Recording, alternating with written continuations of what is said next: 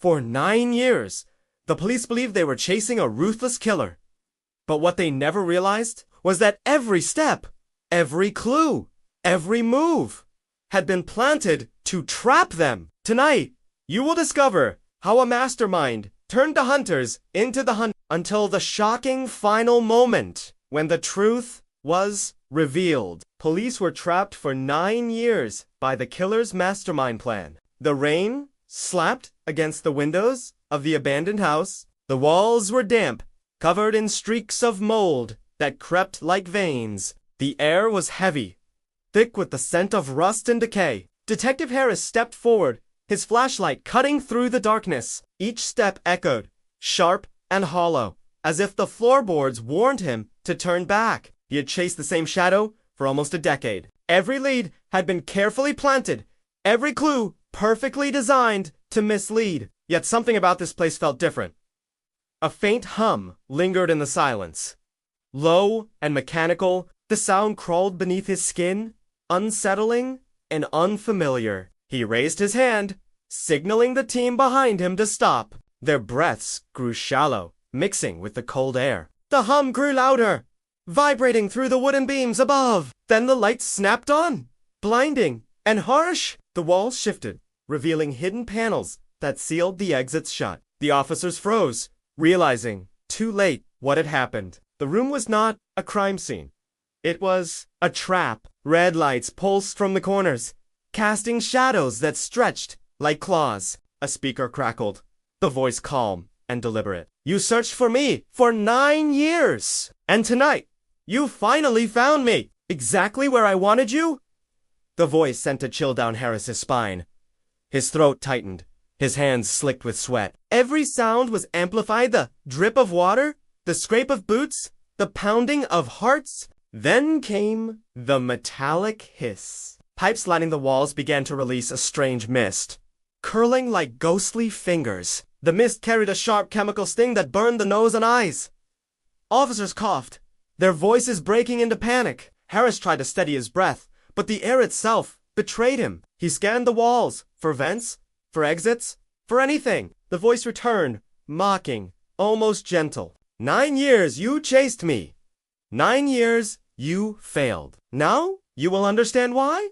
The mist thickened, rolling across the floor like a rising tide. Harris pressed a cloth to his face, but the sting cut through it with ease. His flashlight beam fractured in the haze, glowing weak and useless. The officers stumbled, their outlines blurring in the fog. A hand brushed his arm, trembling, desperate for direction. The voice laughed softly, carried by hidden speakers above. You trusted every piece I gave you. Every step was mine to control. The sound echoed in circles, impossible to track. Harris's chest spun, each breath sharper than the last. His mind raced, clawing for patterns, for the smallest oversight. 9 years of pursuit, 9 years of failure, and now the walls themselves mocked him. A sudden clang struck from the far side of the room. A metal door dropped shut, sealing the last visible way out. The shock jolted through the team, their shouts fractured with fear. The floor trembled, a deep vibration rising from beneath their boots. Something heavy was shifting under the boards. Something mechanical. Harris's pulse thundered in his ears, louder than the hum, louder than the choking gas. The voice whispered again, closer this time, almost in his ear. Look down, detective!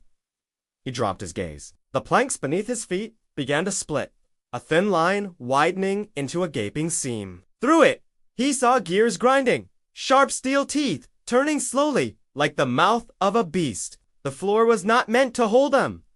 It was meant to swallow them whole. The seam widened with a groan of twisting metal. Splinters snapped upward as if the house itself was tearing apart. One officer screamed as the floorboards cracked beneath him. Harris lunged, grabbing the man's arm, pulling him back from the widening jaws below. The grinding gears shrieked, hungry and relentless. The mist swirled faster now, drawn downward into the opening, as if the machine demanded to feed. Sweat stung Harris's eyes, blurring the red lights into streaks of blood across the walls. The voice returned, steady and venomous.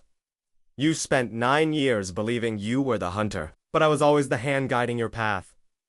The words pressed against Harris's mind, suffocating, unshakable. He tightened his grip on the officer, muscles burning, refusing to let go. Another crack split the room, a violent shudder, throwing everyone off balance. Pieces of the ceiling rained down, dust choking the air. The speaker hissed, then carried a single, chilling phrase. Now, detective, you will learn what it means to be prey.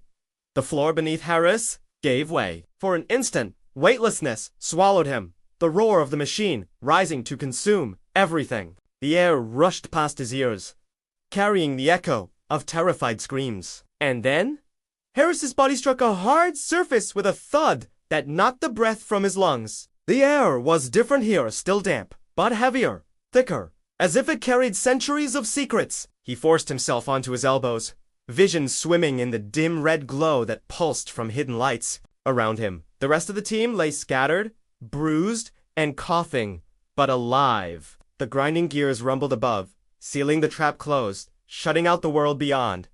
Then, silence. In the corner of the chamber, a figure stepped into the light. A tall silhouette, face hidden beneath a mask of smooth, featureless steel. The Mastermind! Harris's throat tightened, his body frozen between rage and fear. For 9 years, he had imagined this face, this confrontation. And yet, staring into the faceless mask, he realized the truth. The Mastermind was never meant to be caught.